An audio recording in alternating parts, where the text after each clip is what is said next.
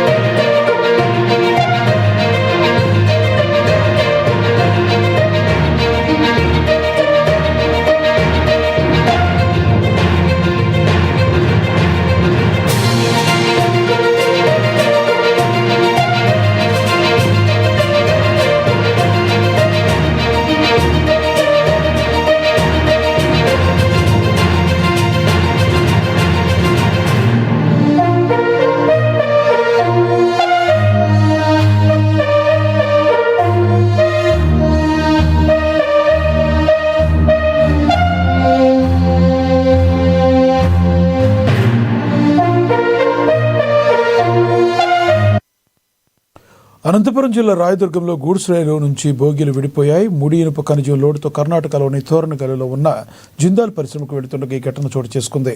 60 బోగీలున్న goods రైల్లో 6వ bogie వద్ద లింక్ తెగిపోయింది. దీంతో బోగీలను వదిలి 2 కిలోమీటర్ల మేర గూడ్స్ ఇంజన్ ముందుకు వెళ్లిపోయింది. బోగీలు విడిపోవడాన్ని రైల్వే సిబ్బంది గమనించి గూడ్స్ను నిలిపేశారు. అనంతరం సుమారు 2 గంటల పాటు శ్రమించి బోగీలను ఇంజిన్కు అనుసంధానించారు.